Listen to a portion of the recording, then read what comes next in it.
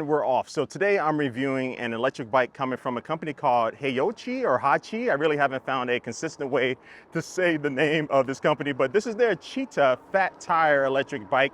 Dual suspension. It does have a 750 watt motor. Now on the website, I did not see what this thing peaks out at, but it does have 90 Newton meters of torque, and hill climbing has been pretty decent. I'm gonna do a hill test a little bit later along with a speed test, but using the up to 5 levels of pedal assist going up this hill right now is not too bad at all. I do have the Shimano 7-speed shifter here in gear 6, so that wasn't actually the best gear to go up that hill, but yeah, you do have that derailleur on the back to be able to shift up and down those gears to be able to give you the best hill climbing capabilities. Now, as far as the pedaling, everything feels pretty good. This bike does have you sitting forward a little bit with the handlebar position, so it's not too bad. I prefer to sit upright just a little bit, but again, it's not too bad at all. And this bike does come with hydraulic disc brakes, which are excellent, which I'm about to test right now. Ooh, yeah, feels so good. Feels so good. Yeah, just the riding on this bike is really excellent. And you have 26 by 4-inch fat tires on this bike. And that combined with the dual suspension really makes this thing feel so good and smooth, really over any terrain that I've taken it on. So I'm gonna go off-road here in a little bit, but this is kind of off-road here in St. Louis. But yeah, the suspension is excellent on this bike. One of the best suspension systems that I've used on an e-bike to date. So yeah, I'm really giving it some praise. And the rear suspension is rated at 850 pounds, and it does have 50 millimeters of travel, so it's pretty decent. And the front suspension does have preload and lockout as well. And actually, I found a little bit of a off-road trail that I like to take. So let me get up this little curve, and I'm just using throttle right now, going over, and we're going over this grass, and hopefully it's not too muddy so I don't have to clean this bike off. But yeah, it's doing pretty good so far, and we have a nice little hill down here, which I'm going to be using the braking to make sure I can get down here safely. And whoo, look at that. A little sketchy, but I got through it. Yeah, this thing feels so good, and we have a decent little hill over here that, again, I'm still just using throttle only right now, using this half twist throttle. And let's see if we can get up this. Yep, no problem. Look at that. And I just really barely feel the bumps on this thing. And this is a really nice little pothole right there, not too bad. And I'm gonna go over this water and the front and rear plastic fenders would help protect me right there, so that is good. But yeah, for this bike weighing 73 pounds, it controls and feels really good. It can support up to 400 pounds, so that's going to be rider weight, and also if you are utilizing the rear rack on the back of this bike. And the rear rack did come pre-installed. I know some people before in the earlier versions had a little trouble getting the rear rack installed, but mine did come already pre-installed in the box. And assembly was pretty easy too, didn't take that long as well. And the front tire does have a quick release, so if you do need to change it or take it off for any reason, it's going to be very fast. And for rider height, they say anyone between 5'5" and 6'8" should be good and comfortable on this bike. So yeah, it's a big bike, but coming in at 73 pounds, it's not the heaviest in this category of like dual suspension, big fat tire e-bikes that I've tested, but you will be getting a little bit of a workout if you plan on putting this thing on your bike rack on your car. And I haven't been up here in a while, so let me go ahead and go off the beaten path here a little bit. And somebody's been up here with all this trash, but let me see if I can split the gap. All right, I did it without scraping up my feet. So yeah, I'm over some rocks and stuff right now, but I'm telling you right now, you can tell just by my voice, it's not really super shaky. And that's because the suspension is just kicking in and just taking care of me here. And pedaling, as far as like how it feels, is pretty good. I'm 6 feet tall. No problems with the pedaling. My legs don't feel like super cramped up and my knees aren't coming up too high. So I'm really happy with the pedaling, and that motor just really kicks in. Let me see how long it takes to kick in. So I'm gonna start pedaling now. So about 2, maybe 2.5 rotations, the motor kicks in, but it gives you a little bit of oomph, a little bit of power. And as far as when I wanna engage the throttle, let's see how long it takes. It takes about a half a second before the throttle kicks in. All right, we got some loose gravel here. Let me see how well the tires hold up pretty nicely. And uh-oh, we got some bumps here. Woo. Yeah, there we go. Oh yeah. Oh, I don't want to get too muddy today. But this bike eats up everything with so much ease. Okay, so now for my speed test. So the first test will just be using the throttle only. So let's get this thing going in 3, 2, 1, boom. And one thing to note is that this bike does ship to you as a Class 2 electric bike, meaning that it's going to be stuck with a top speed of 20 miles per hour, but you can unlock this bike, which I've already done, and that should allow you to get around, 28 miles per hour or so with this. So we're already at 22 miles per hour, 24 according to my GPS app on my phone. And this thing is a Cheetah.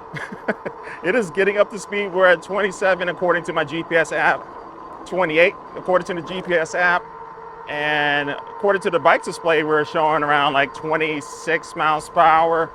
So it's actually showing a little bit slower than what I'm actually going. Pretty good speed.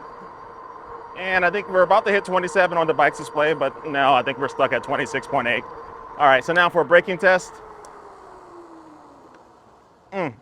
Man, I'm liking this. All right, same test now using pedal assist. I'm in pedal assist level 5. So let's get this thing going in 3, 2, 1, boom. And I did use the throttle a little bit to cheat to get started. But anyway, let me go ahead and get the pedaling on this. We're already at 20 miles per hour. And let me get going here. Man, this feels good. Good and fast. 28 miles per hour. 29. Woo. So that was fun, but I am a little tired. But according to my GPS app, I actually got to a maximum speed of 30 miles per hour using pedal assist. But definitely, I'm going to be doing that 28 miles per hour using throttle only most of the time. All right, so now for my hill test, and I apologize for the sun being in your eyes right now. But anyway, let's get this thing going. 3, 2, 1, boom. And this is just throttle only.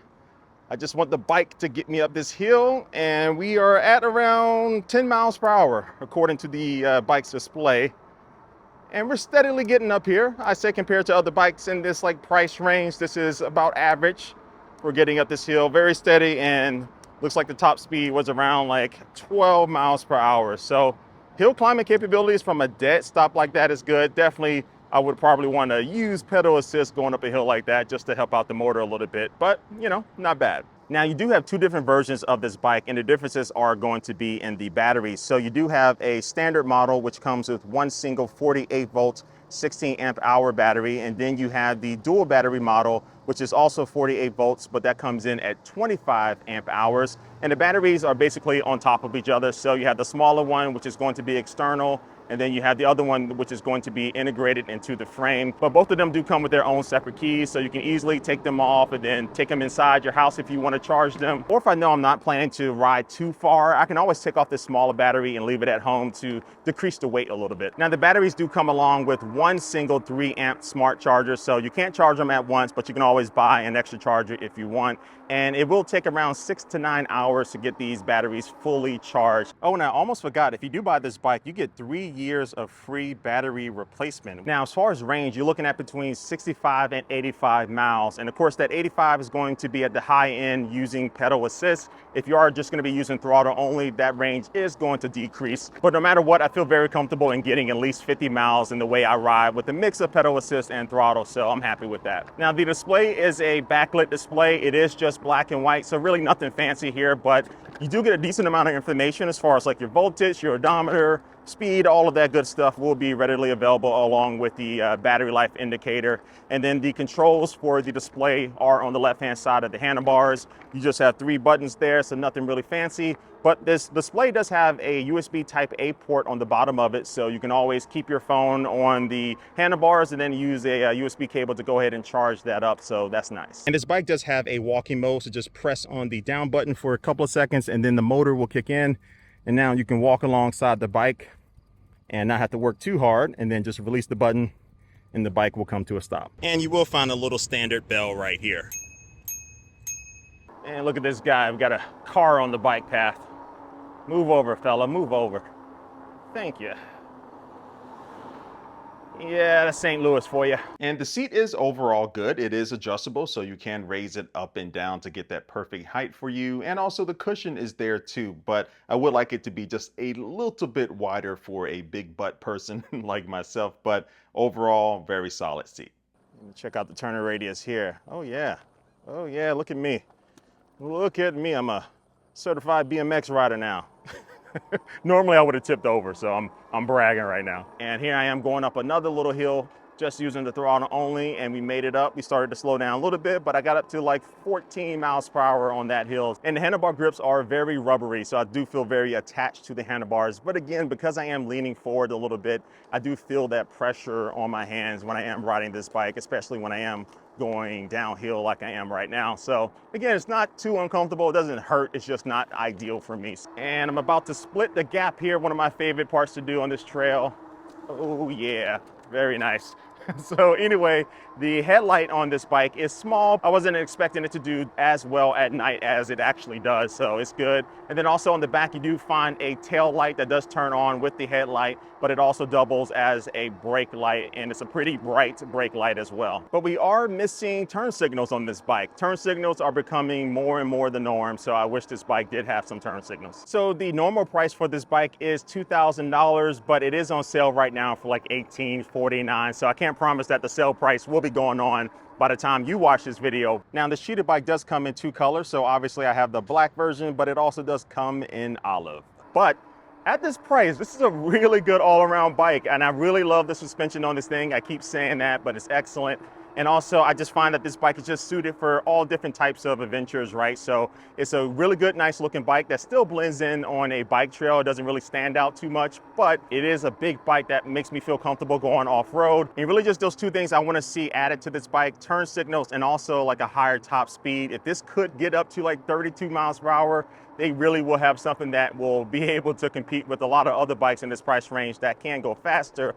But as it is right now, this Cheetah bike is just solid all around, really good, and I can definitely recommend it. So I'll drop a link down below in the description of this video so you can check it out more for yourself. And also, I want to know what you think about this bike. Drop a comment down below. But like always, I do want to thank you for watching this video, and I will catch you later. Peace.